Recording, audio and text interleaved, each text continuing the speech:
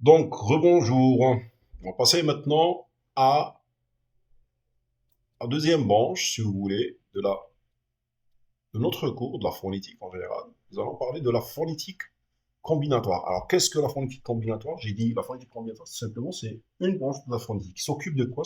S'occupe de l'étude, du processus de l'aspect plutôt, de l'aspect combinatoire des sons. Alors, qu'est-ce que nous voulons dire de l'aspect combinatoire des sons? C'est tout simplement de la composition des sons dans la chaîne parallèle. Alors, on lit. La phonétique combinatoire est une branche de la phonétique générale. Elle s'intéresse généralement à l'étude de la combinaison des sons dans la chaîne parlée et des rapports d'influence qui en résultent. Donc, Anne Derivieri décrit l'objet d'étude de cette branche comme suit. Alors, la phonétique combinatoire étudie les modifications que subissent les sons en contact dans la chaîne parlée. 2. La phonétique combinatoire s'intéresse à plusieurs aspects liés au résultat du contact des sons, comme la combinaison des sons à l'intérieur de la chaîne parlée. Euh, Si vous voulez aussi le changement des sons, l'assimilation, l'effacement des sons, le E caduc, etc.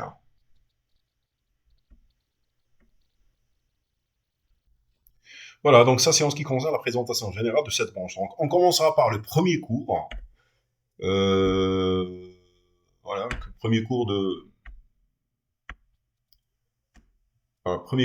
la phonétique combinatoire. On va parler de syllabe, la syllabe. Alors, la syllabe, c'est quoi? Bon, pour commencer, alors, on ne peut pas faire deux cours sur la phonétique combinatoire sans parler de syllabe. Pourquoi? Parce que, si vous voulez, la syllabe, c'est l'unité fondamentale de description, si vous voulez, de la combinaison des sons dans la chaîne parlée. Donc, on ne peut pas, si vous voulez, faire la phonétique combinatoire sans passer par la syllabe. Donc, lorsqu'on prononce le mot matériel, alors, je vais expliquer c'est quoi la syllabe, il faudra juste suivre. Alors, lorsqu'on prononce le mot matériel, vous avez la transcription, on dit on n'articule pas les sons de manière saccadée. Quand on dit matériel, on ne dit pas m, a, t et r. On dit non, ça se passe pas comme ça. On vous dit la prononciation de matériel se réalise ainsi. Matériel. C'est comme ça que se prononcent les mots. Donc, dans la chaîne parlée, les sons produits dans une chaîne s'organisent, on vous dit, dans des unités. Ces unités sont appelées syllabes. Donc ici, par exemple, pour le mot matériel, vous avez, alors le mot matériel, il regroupe 800. Donc, dans les 800, ces 800 vont se regrouper dans trois groupes différents, dans trois syllabes différentes.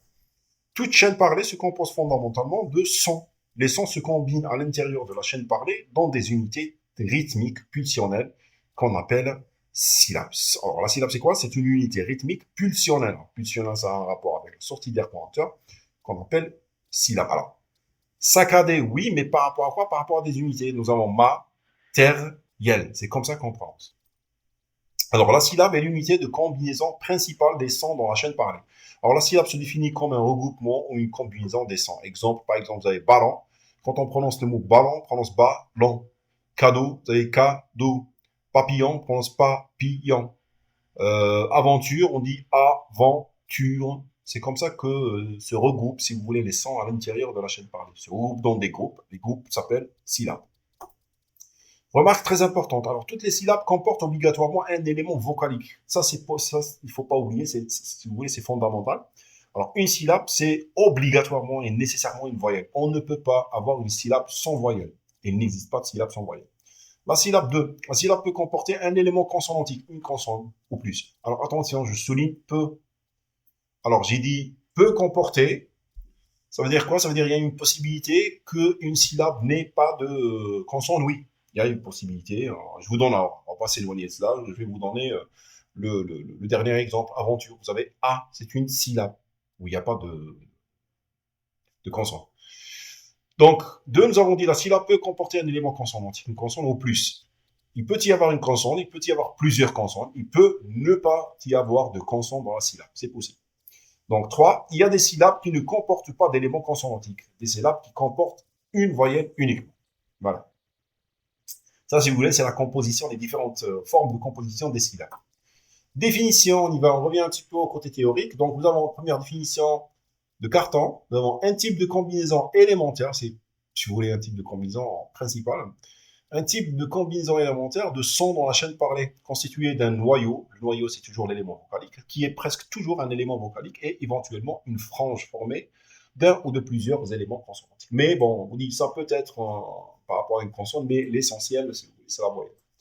Donc, ainsi, une syllabe, c'est quoi? C'est une unité combinatoire. Donc, ça concerne la combinaison, c'est l'unité de combinaison des sons qui correspond à un segment d'émission du souffle phonatoire. Alors, la syllabe correspond à quoi? Correspond à un segment de souffle phonatoire. Lorsqu'on prononce, il y a des découpages, des saccades de souffle. Alors, on dit aventure. 3 syllabes qui peuvent être, qui se décrivent, si vous voulez, comme l'équivalent du nombre de souffles coupés, si vous voulez, ou entrecoupés dans la prononciation de ce mot. Donc, une syllabe, c'est quoi? C'est tout simplement, c'est l'équivalent d'une coupe d'émission phonatoire ou souffle phonatoire. Alors, la syllabe se compose nécessairement d'une voyelle accompagnée éventuellement d'une consonne. Donc, obligatoirement une voyelle qui peut être, oui ou non, selon le cas, être accompagnée d'une consonne. Passe au deuxième point, les types de syllabes. Il y a 2 types, très simples. Les syllabes sont classées selon qu'elles se terminent par une voyelle ou une consonne. La base de principe de classification des syllabes, c'est quoi? C'est tout simplement leur terminaison. Ça se termine par une consonne, c'est un type, ça se termine par une voyelle, c'est un autre type. Donc, nous avons ce qu'on appelle les 2 types de syllabes. Nous avons les syllabes ouvertes. Les syllabes ouvertes, c'est quoi les syllabes ouvertes? C'est tout simplement, ce sont les syllabes qui se terminent par une voyelle. Prononcée, hein, bien sûr. Exemple, Ali va manger chez nous. Donc, vous avez A, c'est une syllabe ouverte. Li, c'est une syllabe ouverte. Va, ouverte. Mon, syllabe ouverte. J'ai, syllabe ouverte. Chez, ouverte. Nous, ouverte. A, ouverte. Mi, ouverte. Di, ouverte. Vous avez ici un énoncé qui n'est composé que de syllabes ouvertes. Les syllabes ouvertes, c'est très simple. Ce sont des syllabes qui se terminent par une voyelle. Toutes les syllabes de ce passage sont ouvertes car elles se terminent par une voyelle. Deuxième type, les syllabes fermées. C'est quoi les syllabes fermées? C'est tout simplement les syllabes qui se terminent par une consonne. Exemple, elle part. Vous avez elle. La première syllabe, ça se termine par le. C'est une syllabe fermée. Part, ça se termine par re, c'est une syllabe fermée. Les 2 syllabes de cette phrase sont fermées car elles se terminent toutes les 2 par une consonne. Très simple. Hein. Alors, je récapitule. Les types de syllabes. 2 types, syllabes fermées, syllabes ouvertes.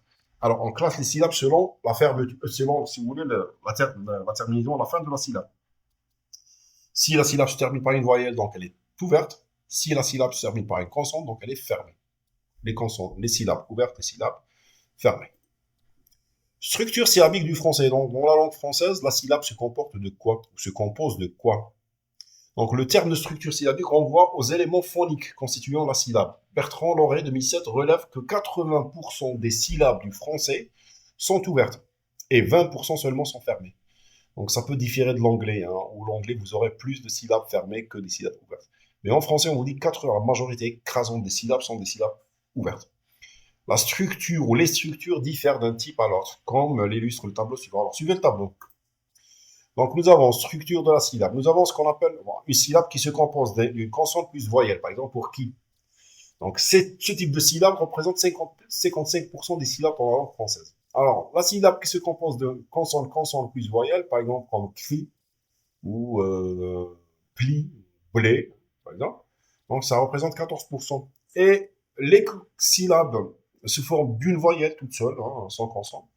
C'est 10%. Voilà, pour vous dire qu'elles ne sont pas très importantes en langue française. Plus important, c'est beaucoup plus la structure CV, consonne plus voyelle. Les syllabes fermées, comment ça se passe pour les syllabes fermées? C'est beaucoup plus CVC, par exemple, pour pile, ça représente 13%, c'est plus important. Alors, vous avez CC, consonne, voyelle, consonne pour 13, 2,5%, c'est pas très important. Consonne, voyelle, consonne pour luxe, 1,5%. Et voyelle consonne, ça représente 1,3%, donc par exemple pour L.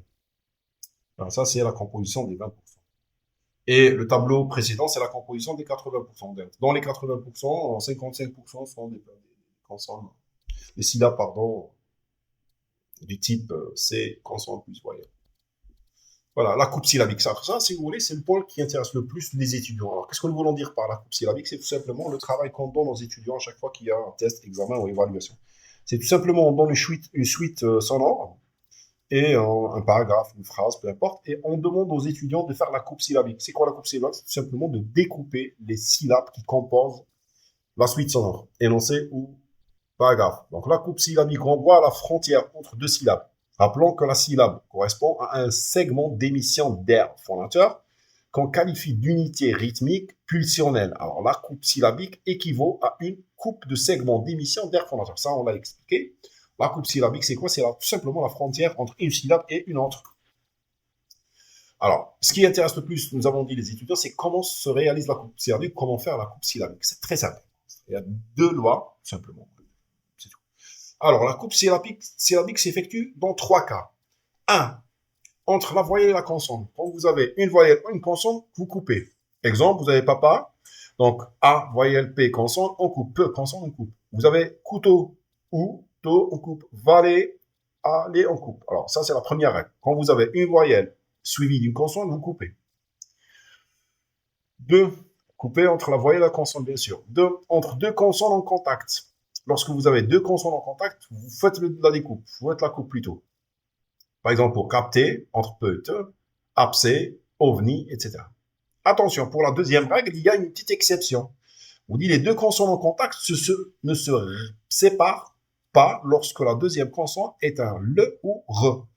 Alors on vous dit, lorsque vous avez deux consonnes, vous les séparez, sauf lorsque vous avez en deuxième position, en deuxième consonne, vous avez la consonne le ou la consonne re. Dans ce cas, on vous dit, vous ne séparez pas. Je peux vous donner plein d'exemples. Vous avez bâclé, abri, supplié, cambriolé, etc.